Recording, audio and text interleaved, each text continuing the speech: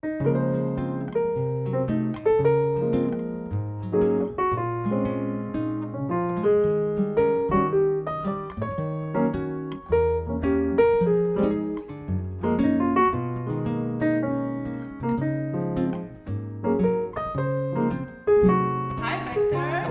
Yi-Chun. Welcome here. Thank you so much for having me. Thank you for being here. Your first time in Sioux Falls. Absolutely. Nice. Yeah. I know. And, okay, so where are you from? I was born in Manila, Philippines, but I moved to the United States when I was 20 years old to start my education.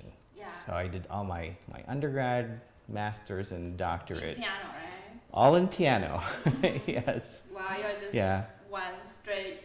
Yeah, well, actually, I started in the Philippines, you know, like we graduate from high school quite early. So at age 16, you're already a freshman in high school.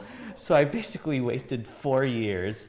I was attending a music conservatory, and but I did not have a good relationship with my teacher, but at the same time I couldn't leave her without causing any issues. So I was kind of stuck there until I met someone who was one of my mentors, and she and I hatched a plan to get me out of the country. Oh, that's awesome. Yes. So did you choose piano to be your main instrument? No, I did not. I think it was my sister who started to play the piano initially, because my father had bought her a piano. And of course, you know, being the youngest kid, I just wanted to play with the piano, and I wanted to desperately copy what my sister was doing. So that's initially what I started to do. And my mom paid for my secret piano lessons. Why secret? Because my dad just didn't think playing the piano was a thing that boys did. Okay, Yeah, got it. yeah. Yeah, so like he felt like artists and musicians don't make money. Right, yeah, I think so. But, you know, music was always, you know, playing in the house. Like, they all loved to sing. My entire family, just, my father used to play the guitar, and so he would play for us, but I guess he just never saw it as a career move for anyone. Right, Yeah. That's interesting. So, like, music is important in your family, but absolutely, I think it's... Yeah, I think it's in the general culture of, like, Filipinos love to, I mean, they love to sing karaoke. Yes. You know, so music is an escape for us. As you know, the country is a very poor country, so they see music as a form of escape. You know, like other reality, or even like a financial escape. Because some people do end up doing well. In music. Yeah, so you took secret piano lessons. Yeah, for a couple of years. And the reason why we were able to keep it a secret was because my father was working abroad. So he was working in the Middle East. Like many men back then from the Philippines, they would all go to the Middle East to find better paying jobs. So my dad was there until I was 14. So we would only see him for about a month out of every year. So he didn't really know that I was playing the piano. But by the time he came home, when he got laid off from the job, I was already studying at an arts high school, which was also a boarding school. And they offered a free ride to everyone that attends that school. So it wasn't like, you know, he couldn't stop me and say, I'm not going to pay for your school, because no one was paying for my school. You know, so I had the ability to keep doing what, you know, I kind of liked doing. So your mom saw your potential, or your teachers, and I think so, because she had some friends that would always tell her, like, they would hear me, you know, tinkering with the piano, and they'd be like, oh, maybe there might be something there. And also I should mention her father was a musician. He was a pianist, and in fact, he was the first one to go to university in her, on her side of the family. Oh, wow. Yeah, That's a so big deal. yeah, but unfortunately, I think my father also saw my grandfather as a not so great role model because he didn't do so well Got it. financially Right. in life. I mean, he played all kinds of music. Right. He went to school for classical, but I mean, he had a thriving career, but he did not. Yeah, 'cause in he the stayed end- there. He didn't go abroad, right? Well, actually, he did go. He was like traveling a lot, like in Asia. Got But in the end, I think Right. his life was not as Yeah. glamorous no, I totally or get it. as successful. So my dad didn't see it as a Yeah. way for me to follow. He was worried that you I would yeah, walk I think down so. that path and- Yeah, right, absolutely, yeah. Yeah, but it's incredible because like piano, yeah, you are just so natural with the instrument. It's just like everything you do, it just Oh, really thank you. natural. It's part of you. So I guess like growing up like that, like and you end up going to an arts high school. Yeah. And what made you? And then you decided to go abroad, right? Audition. Well, not initially. Okay.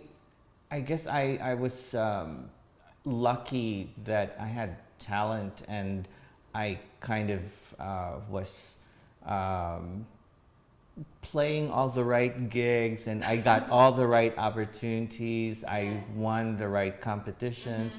So I was, I guess, successful already before I came to the US. Right. But at the same time, the Filipino local music community was also very small. Yeah. So I was literally, by the age of 19, I had done everything that, Yeah. that the city You're could the big offer. fish in the small pond there. I guess, I had already played the right concerts, played with the right orchestra, Right, yeah. and then there was a new crop of younger musicians coming up. So Right. at the age of 19, I was kind of like being pushed out. So Right. it was time to leave Right. and get like a totally different education. Yeah. Yeah. But throughout all those years, Mhm. with some frustration probably in the family with your dad and people. Yeah. Like, how could you? I don't know. How did you stand your ground and just? Oh. Or were you ever wondering like, is this something you actually want to do in life? Yeah, so the funny thing is that, while I was there, I did start to earn money, and that was the first, I think that was the first and foremost reason why I chose to stay being a musician. Right. Because I very started cool. winning competitions, I Yeah. started making money, I would get the right gigs that were paying well. So even though I stayed locally, I was doing okay. Yeah. Yeah, so, and in fact, I was helping my family. Nice, So I guess that placated my father to a certain degree. Yes, He yeah. was like, okay, well, if he can help us financially, then it's Yeah, okay. He's doing okay. Right, yeah. So Yeah, that's yeah. what ended up happening. Okay. Yeah. Yeah, and then so like it's very clear in your mind, like the connection with music is just always very strong. Yeah, I think it was always very strong, and it came to me naturally. Like I guess I had pretty good instincts, but at the same time, I also needed the right guidance, the right teachers, Yes. and so everything was natural. Everything was they just kind of like came easy to me. But then there were things that I couldn't figure out. Yes. And so I, since the age of 15, basically, I didn't have the right teacher. Right. So I basically learned how to sight read everything and anything, and that's how I made money. Right. You know, so Yeah. by playing with everyone and everything that Wow. moved. So I was successful in that regard, but I was not learning anything except for how to sight read. Yeah. Yes. Wow, that's crazy. Yeah. And then so was that, so did you decide to apply for schools abroad? Well, there was always that desire. You know, want to see the world. yeah, absolutely, and it was because it was a way to get out of poverty. I mean, it's such a poor country, I know. and you really need to get out of there in Yes. order to be successful, unless you're already rich and Right. you know. And you stay rich But there. but the disparity between poor and rich people in the Philippines is quite wide. Yeah. Like can I see. guess like everywhere in the world. Yeah, but yeah. because like there are a lot of Filipino are actually very highly educated, or like they're skilled in what they do, but Right. it's just the country itself so poor that you Right. can make a living there. Yeah, So they end exactly. up like going to other countries like Taiwan or other like Absolutely. they are. Hong I Kong, was so Japan. impressed. I was like, they are actually very skilled people. Yeah, and, yeah. And they would come all the way to a different country to just do other, labor work. I'm like, such a Exactly. waste on those It talents. it you know? really is a pity, but Yeah. that's just been I guess that's the fate that we Yeah. were handed. you Right, know? no, but I'm so glad, and I will Mhm. ask you about your organization. 'cause Oh, I think yeah, of what you're course. doing is so Yeah, amazing. yeah. Yeah. So. Okay. We need to keep moving. Oh, yeah. Little blank. So So you always desire to go abroad, right? Yes. And so you found a way to. Yeah, I had There's my that own version of running away with the circus kind of thing. So I was a part of a madrigal choir from the Philippines, and my mentor, who was also the founder and director of this choir at the time, she decided that I should go with them and sing with them, and then at the end of the tour, stay in the United States to study. That's very interesting. Yeah. Another path of imagination. Right. Yeah. Because it was expensive for me Yes. to figure out how to get out of the country. Yes. So that was kind of like our quid pro quo. Like Yes. I sing for her and she gives me a a plane ticket essentially. And through the tour, I also met a family that took me in, and they kind of acted as my foster parents and foster family, and they're still very much in my life. So that gave me the opportunity to leave the country, even though I didn't have any relatives here. That's crazy. I had like $11 in Oh my my goodness. wallet after I bought. I had to buy a $100 ticket from Peter Pan or Greyhound, I think, at the time, because my last stop for the choir tour was in California, and I had to make my way back to New York City. Oh my God. So for $99, I bought that one ticket that it lasted for about 3 days, the whole trip. And I arrived in New York City with $11 in my wallet. Oh my God. Yeah. So that was the beginning of my life as a student. Yes. I moved to New York City and eventually to Connecticut, where I found my first school. Okay. Which So was. you just decided to go to New York, where you And stay with them. I basically spent yeah. the first summer there while I was getting ready to go to school. But what my foster family also did was they organized concerts for me to raise funds. Because the scholarship was not enough. There was, I still needed to survive. Help. Right. Yeah. How So, did you meet your foster? so they were my hosts for my during the choir tour, so we had to stop in New York City, and I stayed with them, and they had a wonderful piano, and I would always play on it, and so I guess we kind of like, you know, we fell in love with each other, and we decided, you know, hey, this might work, you know. I mean, I could be like your pseudo son, and you know, so so that's how it worked. Yeah. It's like serendipity, just sheer luck. Yes. I'm just so glad that it worked out. Because it was, you know, if that had not worked out, I would have had to go back home. Yes. Because the scholarship just wasn't enough to cover my living. Right. And then you made it work. Like, right. Like, you know, went to school and. Right. Yeah. Right. Yeah. Wow. That's just crazy. And so on your bio, on your website.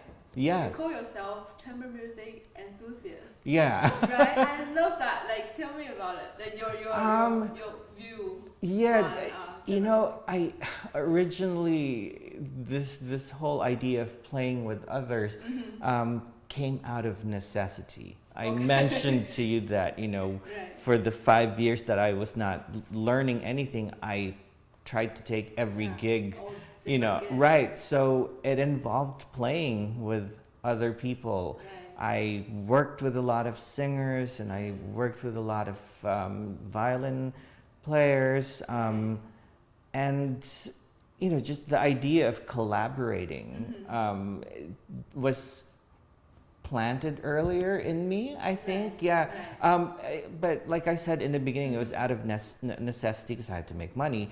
And even when I arrived in the US, I guess once people figured out that I could sight read really well, so I got hired to play for different studios and things like that.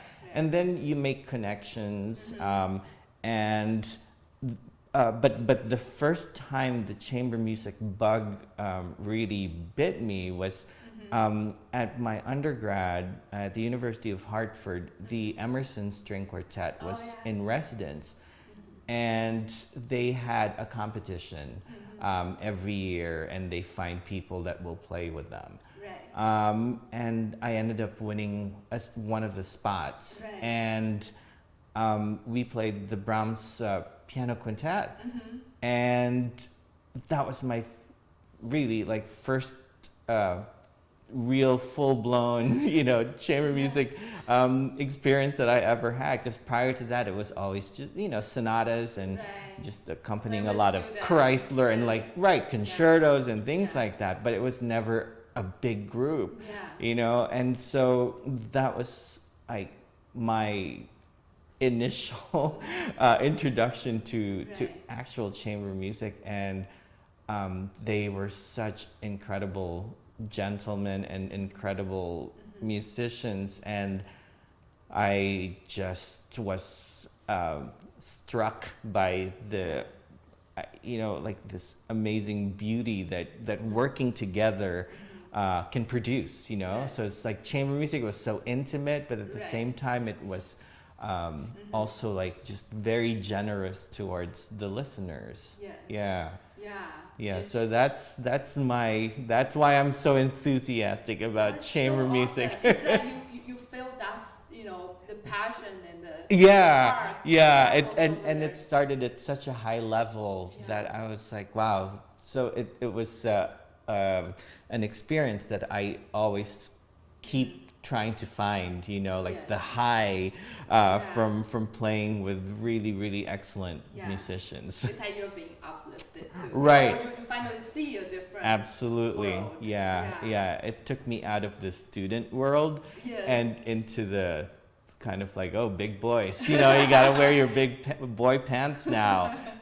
So that's really cool. And you have been working with, like, you know, Emerson String Quartet, all like famous conductors. And I got lucky. I mean, but mainly it was because of the people that I met at the Aspen Music Festival. Oh, yeah. So during my second year in America, I found the Aspen Music Festival, and I went there for what would be like the beginning of like a yearly, you know, trek out there. So I got hired to play for Dorothy DeLay's violin studio, which meant I also played for all her assistants, and so I met like some really phenomenal musicians that are still now like playing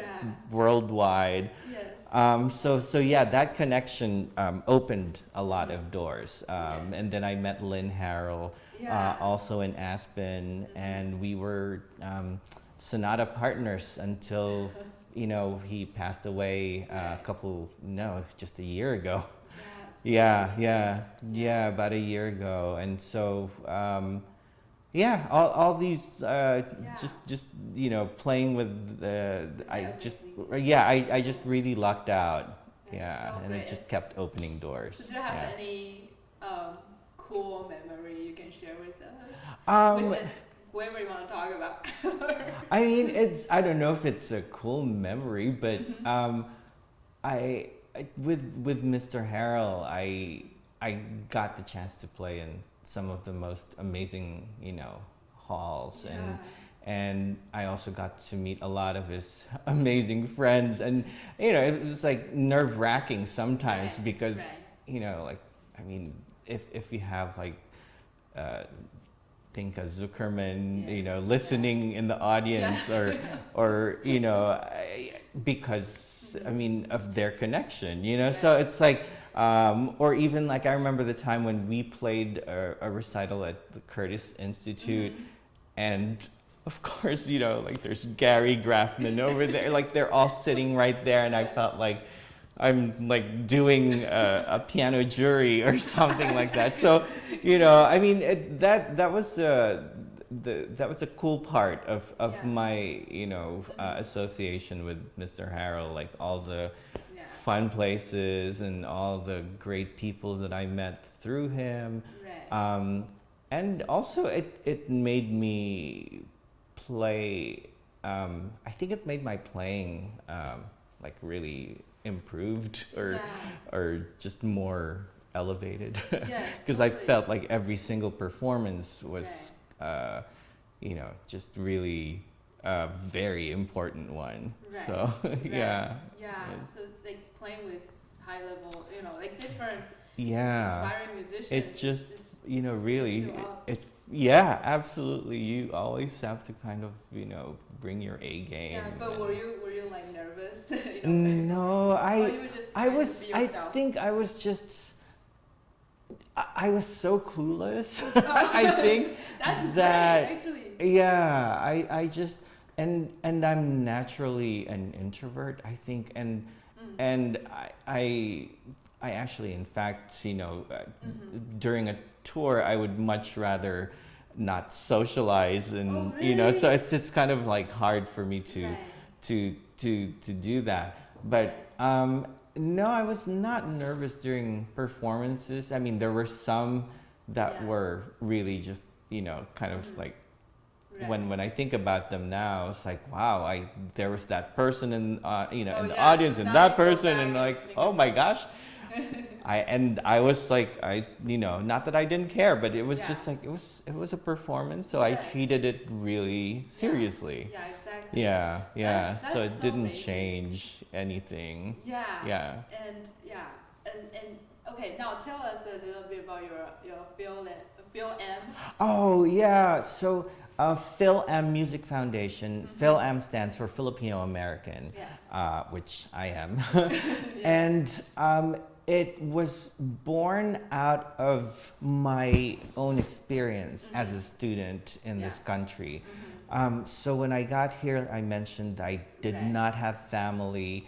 I did not have any money. I had no connections whatsoever. So I relied on the kindness of strangers. And these people, you know, found it okay to donate money towards my education. Yeah. And so I'm eternally grateful for that. And so I decided that it was time to give back. Yeah.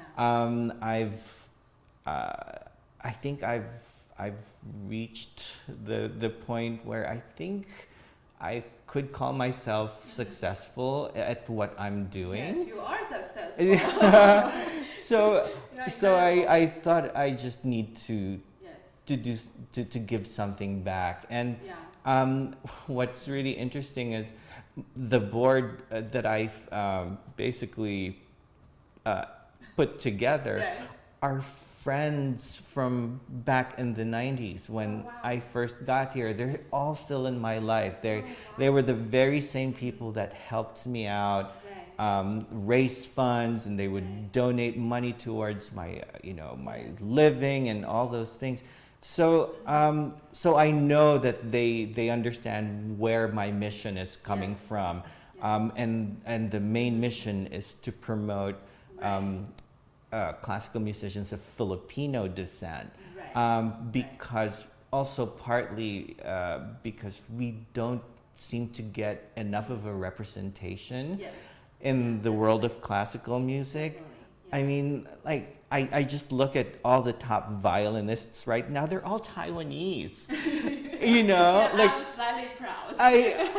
it's amazing. And then there are so many extremely, talented South Korean Yes. cellists and Yeah. singers. Right. And so you get a lot of representation from all other these different, at least Asian, Asian cultures, yeah. right? And they have mechanisms or infrastructure that allows them to succeed at what they Yeah. do. Meanwhile, the Philippines, Yes. we have such a dysfunctional Yeah. government. They don't give, a It's hoot really about sad. the Yeah. arts, right? Right. And also at the same time, I think we also need to educate the Filipino Yeah, audience, because Right. their idea of classical music is it's something that's like, yes, snobbish, and that it's not for them. It's Right. it's too high class, but it's not. It's so we're trying to make it accessible as well. Right. But the first and foremost mission is to find and promote these classical musicians of Filipino descent and have them be Yes. more To present. have more, just to have a voice. Right. An opportunity. Right. To shine. Yeah. Because like what I said, I think there are a lot of talented Filipino Right. artists, and Yeah. they don't have the channel. They can't even afford to pay the bill. Exactly. Right. They're supposed to. Yeah, so that's what we've been doing, and in conjunction with that, so since we try to promote them through scholarship, meaning we try to find them financial help, Yes. we also try to do it through performance. Yeah. And so the Evanston Chamber Music Yes. Society was born out of that. I see. Okay. So FilAm presents Yes. the Evanston Chamber Music Society.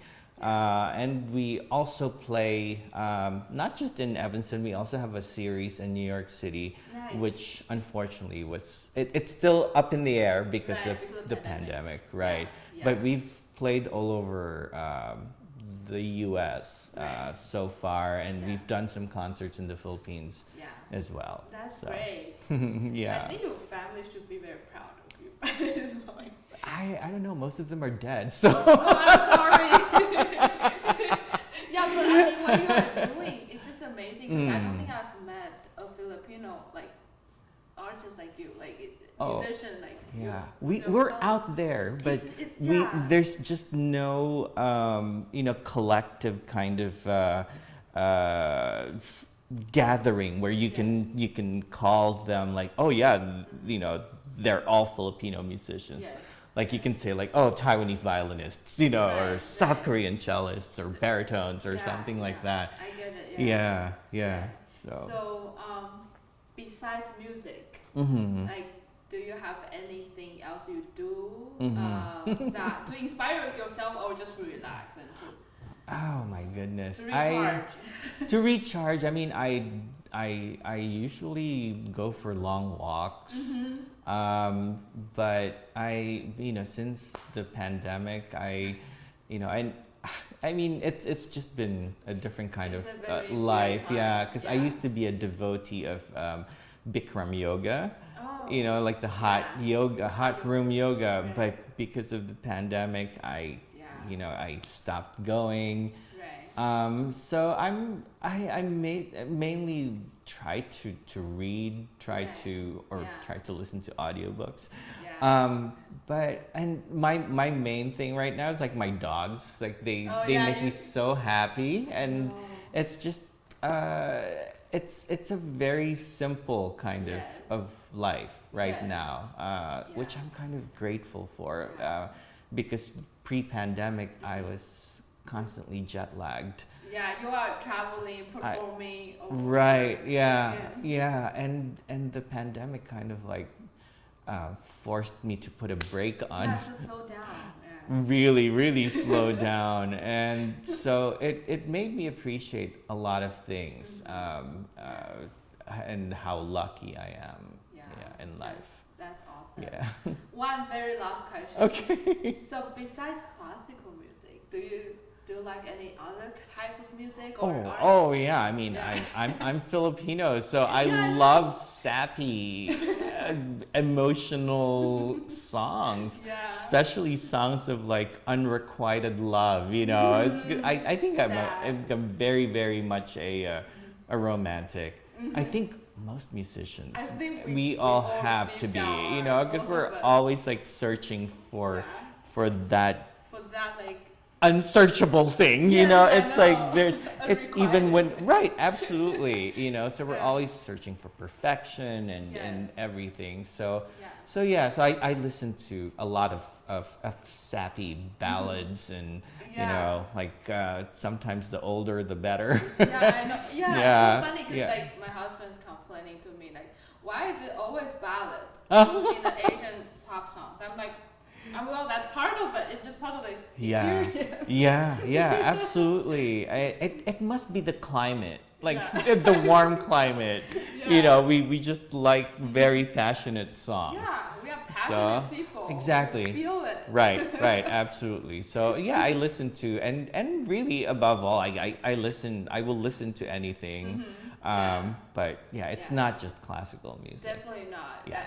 Yeah. I just want to, because sometimes people are confused. They feel like you classical, they put us on the high pedestal. Yeah. You are up there, and Right. so you are, you're focused on your craft. Yeah. And you are only doing classical music. No. Oh, we my are goodness. musicians, so we do Right. whatever. We appreciate We everything. appreciate everything. I Yeah. think so. Everything Yeah. can be an inspiration. Yeah. So Yeah. thank you, Victor. Oh, It's thank so you nice so to have much. you here. Thank you so you have much. to come back. And you will have to come visit in Yes, Evanston. please, Absolutely. invite me, Yeah. I'll be I there. will. I will for sure. I'll visit your dogs. Okay. Thank you so much. Thank you Yi-Chun. so much. Thank you. Yeah, bye.